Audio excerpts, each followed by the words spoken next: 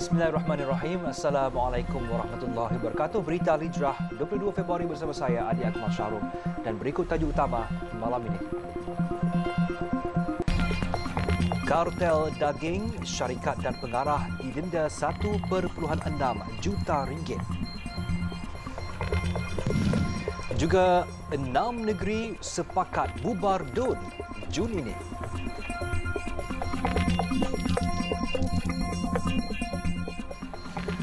Mahkamah Session Johor Bahru menjatuhkan hukuman denda 1.6 juta ringgit terhadap sebuah syarikat pembekal daging sejuk beku dan pengarahnya yang terbabit dalam kes kartel daging lebih 2 tahun lalu. Keputusan dibuat Hakim Fatimah Zahari selepas tertuduh pengarah syarikat LY Frozen Food Yong Chi Kiong, 42 tahun, mengaku bersalah terhadap 14 pertuduhan yang dikenakan terhadapnya dan syarikat sejuk beku berkenaan. Hakim dalam keputusannya turut memerintahkan syarikat sejuk beku itu yang diwakili Chi Kiong untuk membayar denda 1.5 juta ringgit terhadap 7 pertuduhan terhadap LY Frozen Food.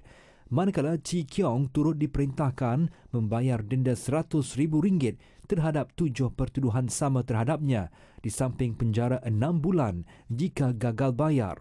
Sementara itu, pengurus syarikat terbabit Chong Kim Kwang, 50 tahun, yang turut berdepan 7 pertuduhan sama dibebaskan dan dilepaskan oleh mahkamah susulan keputusan pihak pendakwaan yang menarik balik semua pertuduhan terhadap individu itu. Bagaimanapun, mahkamah memerintahkan seorang lagi pengarah LY Frozen Food yang masih bebas, Tan Siu Hua, 44 tahun, supaya dilepas tanpa dibebaskan sehingga dia ditemui.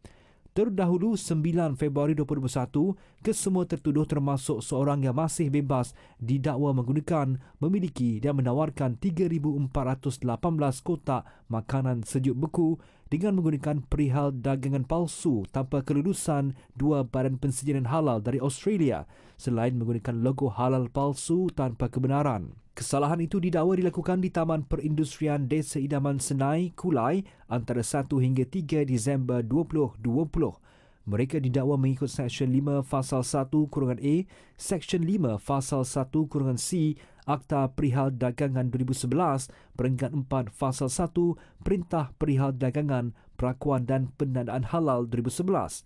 Pendakwaan dikenalikan Timbalan Pendakwa Raya Kementerian Perdagangan Dalam Negeri dan Kos Sara Hidup KPDN, Muhammad Sofian Zakaria, Syazwani Zawawi, Mas Syafiqah Ma'ruf dan Ki Shumin. Tertuduh pula diwakili Barisan Peguam Zamri Idrus dan Fadli Hashim. Suruhanjaya Pencegahan Rasuah Malaysia SPRM membongkar sindiket penipuan pelaburan antarabangsa yang didalangi warga United Kingdom dalam serbuan di 24 lokasi sekitar Kuala Lumpur dan Pulau Pinang semalam. Op Tropicana itu turun menahan 10 individu terdiri daripada 3 warga negara Malaysia, 5 warga Britain dan 2 warga Filipina. Op Tropicana itu dijalankan serentak termasuk di 3 pusat panggilan, syarikat dan kediaman ahli sindiket di sekitar Lembah Kelang dan Pulau Pinang. Mereka dipercayai telah menipu mangsa yang terdiri daripada warga Australia dan Britain dengan memperdaya mereka untuk membuat pelaburan yang tidak wujud. Difahamkan sindiket yang dipercayai beroperasi sejak 2019 mengaut hampir 200 juta ringgit. Malah dipercayai memberi suapan kepada pihak berkuasa supaya mereka boleh terus beroperasi. Kesemua mereka direman 6 hari bermula hari ini bagi membantu dalam siasatan berhubung sindiket penipuan terbabit. Terdahulu, kesemua mereka dibawa ke Mahkamah Magistrate Putrajaya untuk permohonan reman. Operasi besar-besaran semalam diketuai oleh Bahagian Pencegahan Pengubahan Wang Haram SPRM dengan kerjasama Jabatan Immigration Malaysia, Suruhanjaya Komunikasi dan Multimedia Malaysia, Cyber Security Malaysia, Telekom Malaysia, Suruhanjaya Syarikat Malaysia, Tenaga Nasional Berhad dan Lembaga Hasil Dalam Negeri. Kerja baik pulih bagi kerosakan struktur viaduct dan pier yang terletak berhampiran stesen LRT Bandaraya akan mengambil masa 7 bulan bermula awal Mac ini. Prasarana Malaysia Berhad dalam satu kenyataan berkata kerja-kerja baik pulih tersebut akan mengambil masa memandangkan kerosakan kepada struktur terbabit menimbulkan risiko keselamatan yang amat serius. Ketika ini, prasarana dalam proses melantik kontraktor bagi menjalankan kerja-kerja baik pulih. Tempoh 7 bulan itu merangkumi 2 bulan untuk kerja-kerja baik pulih sementara bagi mengukuhkan struktur dan 5 bulan untuk kerja-kerja baik pulih secara menyeluruh. Hasil siasatan sebelum ini menunjukkan bahawa kerosakan kepada 3 struktur viaduct dan pier berpunca daripada ground movement yang dipercayai daripada kerja-kerja di tapak pembinaan bersebelahan. Kerja-kerja tersebut sebelum ini telah dijalankan tanpa sebarang perundingan dengan APAD di bawah Peraturan-Peraturan Kereta Api, Zon Perlindungan Kereta Api 1998 dan prasarana merizabkan hak untuk mengambil tindakan undang-undang terhadap pihak yang bertanggungjawab. Sementara kerja baik pulih dijalankan perkhidmatan alternatif yang telah diperkenalkan sejak 27 Januari 2023 termasuk perkhidmatan bas perantara akan diteruskan selain pengguna mempunyai alternatif apabila perkhidmatan MRT laluan Putrajaya dibuka sepenuhnya. Pengguna laluan Ampang Sri Petaling akan mempunyai alternatif untuk ke pusat bandar melalui stesen-stesen pertukaran seperti Chan Saulin, Titiwangsa dan Sungai Besi. Sebarang keputusan untuk menurunkan harga cukai jalan akan memberi impak negatif kepada kerajaan kerana kutipan menerusi segmen itu sahaja menyumbang kepada hampir 3 bilion ringgit setahun. Menteri Pengangkutan Anthony Loke berkata setakat ini belum ada keputusan untuk menurunkan harga cukai jalan, namun pihaknya akan mempertimbangkan supaya struktur harganya dikaji semula. Memang mengharapkan satu kaji semula terhadap struktur bagaimana cukai jalan kita diletakkan ataupun dihargakan. Itu memang perlu satu kajian yang menyeluruh untuk melihat kepada struktur cukai jalan kita. Setakat ini Yang Berhormat kena juga memahami bahawa kutipan daripada cukai jalan itu juga merupakan satu hasil yang besar kepada kerajaan. Daripada cukai jalan sahaja hampir 3 bilion untuk hasil kerajaan. Jadi memandangkan keadaan kekurangan hasil yang kita hadapi pada hari ini, memang sebarang keputusan untuk menurunkan cukai jalan itu akan juga memberikan impak negatif. Beliau berkata demikian pada sesi penggulungan usul menjunjung kasih titah diraja di Dewan Rakyat. Pada masa sama, Loke berkata, bagi cukai jalan kenderaan elektrik EV pula, satu kajian menyeluruh akan dilakukan bagi struktur harganya supaya ia selari dengan dasar kerajaan yang mempromosikan penggunaan kenderaan jenis itu. Mengulas mengenai cadangan kerajaan untuk meletakkan harga lantai bagi perkhidmatan e-hailing, Loke berkata bayaran pemandu adalah membabitkan urusan perniagaan. Mungkin harga yang kompetitif itu dia memberikan kelebihan kepada penumpang-penumpang. Jadi apabila kita meletakkan sesuatu dasar untuk meletakkan harga lantai, kemungkinan ia juga akan mengubah landscape kadar ataupun harga e-hailing ini. Yang selama ini dia merupakan dynamic pricing. Dia ikut kepada keadaan pasaran. Demand yang lebih tinggi sudah tentu yurannya ataupun tambangnya lebih tinggi. Tetapi kalau kita dapat mengimbangkan dari segi penawarannya, maka harga kepada penumpang juga akan lebih kompetitif. Jadi cadangan untuk meletakkan harga lantai itu kita perlu lihat dengan lebih teliti sebelum sebarang pelaksanaan. Kerajaan katanya tidak berhasrat untuk mengubah keperluan pasaran dan tumpuan ketika ini diberikan kepada isu kebajikan dan keselamatan pemandu dan penumpang. Seramai 31 individu disyaki keldai akaun ditahan sepanjang operasi di sekitar daerah Petaling Jaya sejak awal Januari hingga 20 Februari tahun ini. Ketua Polis Daerah Petaling Jaya, Asisten Komisioner Muhammad Fakhruddin Abdul Hamid berkata, polis membuka 29 kertas siasatan membabitkan kerugian berjumlah 2.82 juta ringgit. Muhammad Fakhruddin berkata, perbuatan keldai akaun adalah satu jenayah yang boleh disabitkan dengan undang-undang dan semua tangkapan telah dituduh di mahkamah mengikut Seksyen 424 Kanun Keseksaan dan Seksyen 29 Fasal 1 Akta Kesalahan Kecil 1955. Menjelaskan lebih lanjut, beliau berkata modus operandi sindiket untuk mendapatkan akaun berkenaan adalah melalui tawaran iklan di media sosial atau melalui rakan dengan jumlah bayaran tertentu. Sindiket memperdayakan mangsa sehingga mereka sanggup meminjamkan kad pengeluaran wang automatik ATM dan nombor PIN dengan bayaran antara RM200 hingga RM2,000 bagi setiap transaksi. Sindiket dalam pada itu menyasarkan golongan yang memerlukan sumber kewangan. Mangsa kelda akaun pula akan bertindak membuat laporan polis berhubung kehilangan kad ATM bagi tujuan melindungi mereka daripada perkara berbangkit di kemudian hari. Kerajaan ketika ini kekal pendirian untuk tidak membenarkan pengeluaran wang kumpulan wang simpanan pekerja KWSP termasuklah secara bersasar. Timbalan Menteri Kewangan Datuk Seri Ahmad Maslan berkata sebaliknya menegaskan bahawa kerajaan akan mencari kaedah lain untuk membantu golongan terkesan berbanding mengeluarkan simpanan KWSP. Pengeluaran khas 4 kali itu ketika pandemik COVID.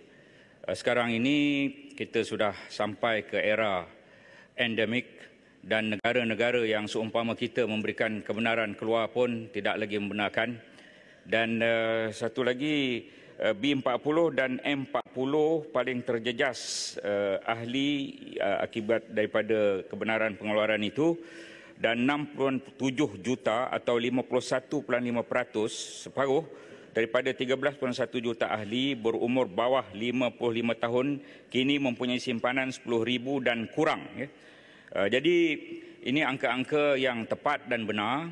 Dan saya kira dalam bajet 2023 pada hari Jumaat ini, sebagaimana dijanjikan oleh Yang Berhormat Perdana Menteri, bahawa ada kaedah-kaedah lain untuk membantu pada kumpulan-kumpulan.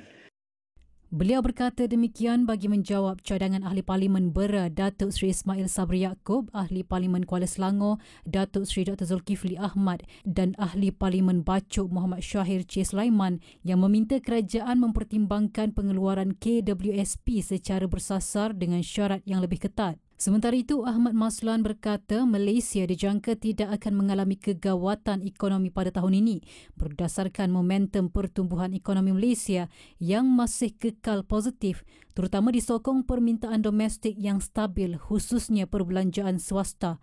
Ia susulan jangkaan penambahbaikan pasaran buruh yang berterusan serta peningkatan aktiviti ekonomi dan sosial terutama berkaitan pelancongan. 6 negeri mencapai kata sepakat untuk membubarkan Dewan Undangan Negeri DUN masing-masing pada tempoh 2 minggu terakhir Jun ini bagi memberi laluan kepada pilihan raya negeri PRN masing-masing.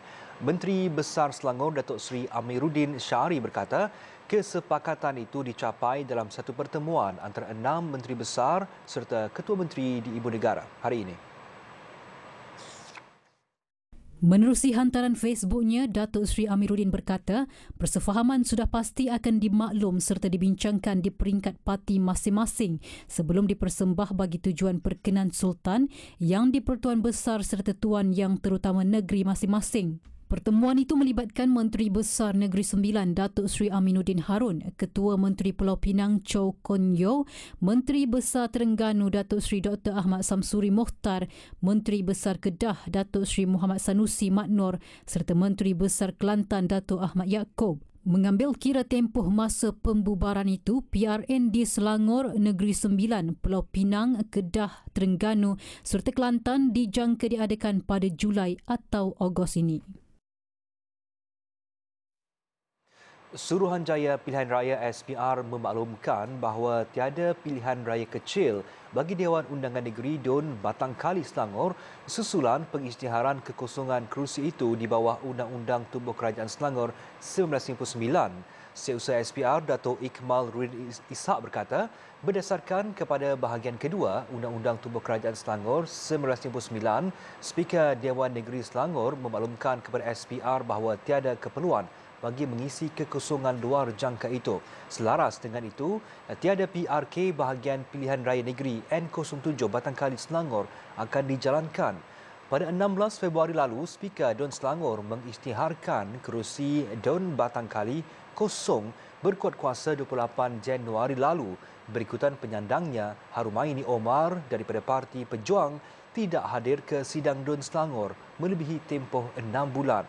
Harumaini didapati tidak hadir tanpa kebenaran speaker pada keseluruhan persidangan Dewan dari 23 hingga 30 November 2022, 1 hingga 2 Disember 2022 dan 5 hingga 6 Disember 2022.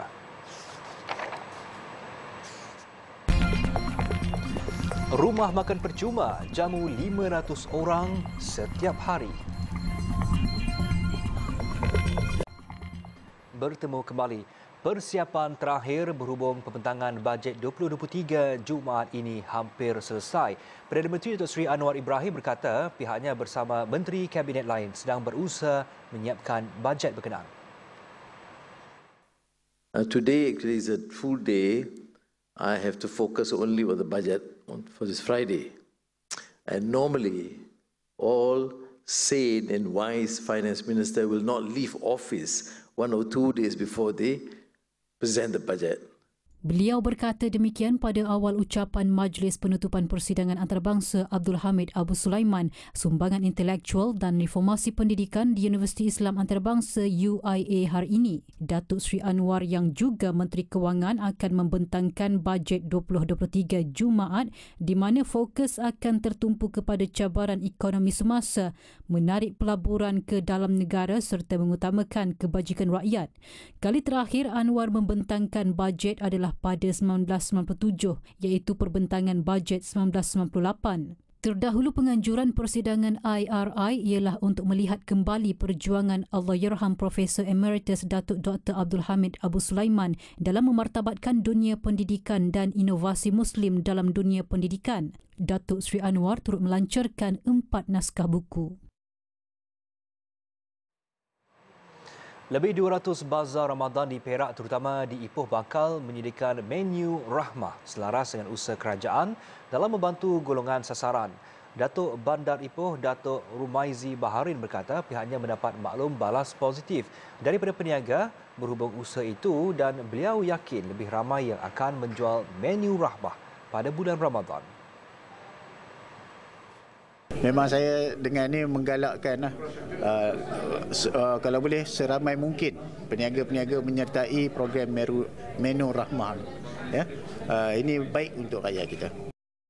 Jelas beliau, setakat ini Majlis Bandaraya Ipoh MBI telah meluluskan 19 tapak bazar Ramadan melibatkan lebih 1,000 peniaga. Namun atas permintaan peniaga menu rahmah, tambahan sekitar 150 ke 200 tapak akan dibuka di 3 lokasi baru. Sementara itu, Datuk Rumaizi berkata MBI juga akan menjadi pihak berkuasa tempatan PBT pertama di Perak yang mengamalkan konsep Bazar Ramadan Mesra Alam. Ia bertepatan dengan kempen Bandar Rendah Karbon di mana pengunjung Bazar Ramadan digalakkan membawa bekas makanan sendiri. Sempena tahun pertama pelaksanaan pengurangan penggunaan plastik, peniaga pula digalak menggunakan bekas makanan terbiodegradasi. Datuk Rumaizi berkata demikian kepada media selepas merasmikan pembukaan kafe La La Land di Jalan Lasam Ipoh hari ini.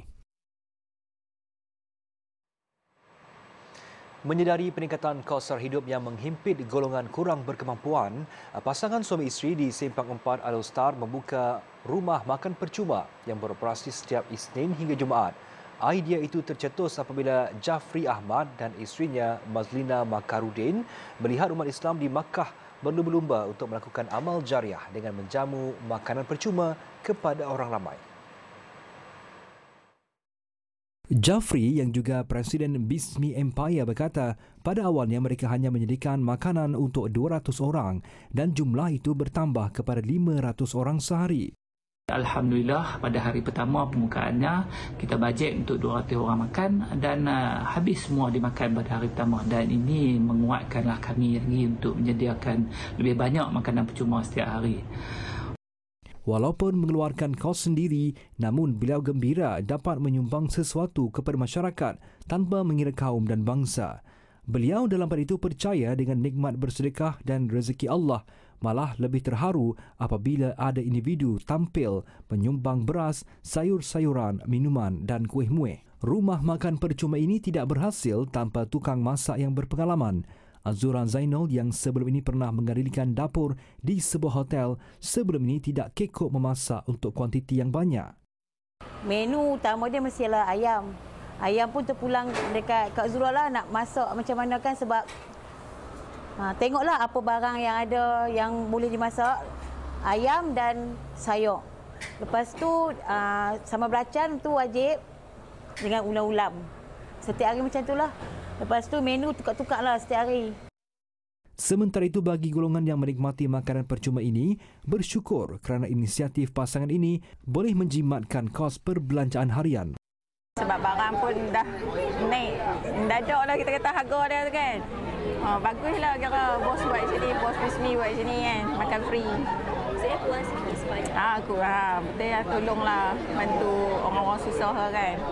Rumah makan percuma itu beroperasi pada jam 12.30 hari hingga 2 petang setiap Isnin hingga Jumaat dan ditutup pada hari Sabtu. Majlis Agama Islam dan Adat Resam Pahang MUIB kini dalam usaha mewujudkan perbadanan wakaf bagi memastikan pentadbiran dan pengurusan aset wakaf di negeri itu berjalan lancar menjelang 2025. Ketua Pegawai Eksekutif MUIB Dato' Ahmad Hairi Husin berkata langkah tersebut bertujuan memantapkan institusi ekonomi umat Islam selain memaksimalkan manfaat aset wakaf kepada orang ramai. Jadi itu di peringkat permulaan. Jadi kita nak kemaskan dia punya sistem pentadbiran dulu. So apabila kita kemaskan sistem pentadbiran, insya-Allah dalam idaman kita dah boleh sebenarnya menumbuhkan perbadanan wakaf. Jadi bila kita tumbuhkan perbadanan wakaf tu, kita akan pergi all out untuk bangunkan wakaf ini sebagai satu instrumen ekonomi untuk kita bangunkan ekonomi orang Islam. Elemen tu dah ada kan? Beliau berkata demikian pada sidang media selepas merasmikan Majlis Pelancaran Bulan Zakat dan Wakaf Negeri Pahang di Kuantan. Sementara itu, Dato' Ahmad Hairi juga menyeru kira-kira 180 madrasah dan surau di seluruh negeri ini yang menguruskan tanah wakaf supaya berdaftar dengan PKPZ selari dengan enactment wakaf yang diluluskan pada 13 Oktober tahun lalu. Ia bagi mengelakkan berlaku masalah berbangkit seperti isu tanah wakaf yang dituntut waris selepas kematian pewakaf disebabkan tiada perjanjian bertulis. Dalam perkembangan lain, MUIB turut menyasarkan kutipan dana wakaf sebanyak RM3 juta tahun ini berikutan kutipan wakaf tahun lalu melepasi sasaran dengan kutipan sebanyak RM2.24 juta. Pembelian sayuran dan buah-buahan dicatu.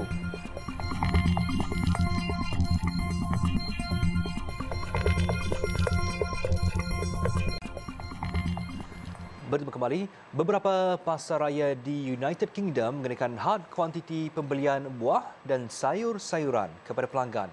Ia berikutan peruncit berdepan masalah untuk mendapatkan bekalan mentah susulan cuaca buruk yang melanda di selatan Eropah dan utara Afrika ketika ini. Pembelian bersyarat bagi tempoh sementara itu dikenakan ke atas beberapa jenis produk makanan yang sukar diperolehi di mana pelanggan hanya dibolehkan mengambil 3 kuantiti saja bagi setiap produk buah dan sayur-sayuran. Menurut beberapa petani dan pembekal di Maghribi, keadaan suhu sejuk, hujan lebat dan banjir dalam beberapa minggu kebelakangan ini telah menjejaskan penghasilan beberapa jenis buah dan sayur termasuk tomato dan lada. Cuaca buruk turut menjejaskan petani di selatan Sepanyol selain khidmat feri dibatalkan telah memburukkan lagi masalah bekalan di negara itu. Britain sebelum ini mengalami kekurangan bekalan tomato dan kini beberapa lagi jenis buah dan sayuran lain sekaligus menyebabkan peruncit mengehadkan penjualannya. Kerajaan Turki melancarkan skim sokongan gaji sementara selain melarang pemberhentian pekerja di 10 wilayah yang terjejas teruk akibat gempa yang berlaku awal bulan ini. Pelaksanaan itu sebahagian daripada langkah kerajaan negara itu bagi meminimumkan kesan ekonomi selain melindungi kewangan pekerja dan perniagaan rakyat. Gempa bumi Kuan menyebabkan lebih 40,000 maut manakala ratusan ribu lagi hilang tempat tinggal. Pemilik premis perniagaan yang dikategorikan sederhana terjejas mendapat manfaat untuk menampung sebahagian gaji pekerja yang dipotong. Sebelum ini, kerajaan turut menawarkan sokongan gaji dan mengenakan larangan pemberhentian pekerja pada tahun 2020 dalam usaha untuk mengurangkan impak ekonomi akibat COVID-19. Menurut pakar, gempa bumi di Turki iaitu boleh menelan belanja sehingga 100 bilion dolar Amerika bersamaan 443 bilion ringgit bagi membina semula perumahan dan infrastruktur serta mengurangkan 1 hingga 2 mata peratusan daripada pertumbuhan ekonomi tahun ini. Itali bimbang kemungkinan berdepan kemarau musim sejuk yang berikutan cuaca sejuk dan kering secara berterusan hingga berminggu-minggu dengan kawasan pergunungan Alps hanya menerima kurang separuh daripada salji biasa. Kebimbangan itu tercetus apabila saintis dan aktivis alam sekitar memberi amaran berikutan paras air surut luar biasa hingga mengakibatkan gondola dan water cap tidak dapat digunakan. Kekurangan hujan, sistem tekanan tinggi, bulan penuh dan arus laut antara faktor yang dikesan. Menurut saintis, tahun ini sungai terpanjang Itali, Sungai Po yang mengalir dari Alps di barat laut ke Adriatik berdepan pengurangan air sebanyak 61%. Pakar iklim menjelaskan situasi itu telah menyebabkan berlakunya defisit air yang teruk sejak musim sejuk 2020-2021 dan memerlukan sekitar 500 mm air di wilayah barat laut yang dianggarkan kira-kira 50 hari hujan. Julai tahun lalu, Itali mengisytiharkan darurat di kawasan sekitar Sungai Po selepas pernah berdepan kemarau paling teruk dalam tempoh 70 tahun. Sekian untuk malam ini. Ikuti kami di pelbagai platform media sosial seperti Facebook, Twitter, YouTube, Instagram dan TikTok, juga layari alhijrahnews.com untuk laporan berita dalam dan luar negara serta artikel eksklusif. Saya Adi Akmal Shahrum, satukan ummah dengan ilmu bagi memperkasa Malaysia Madani. Assalamualaikum dan selamat malam.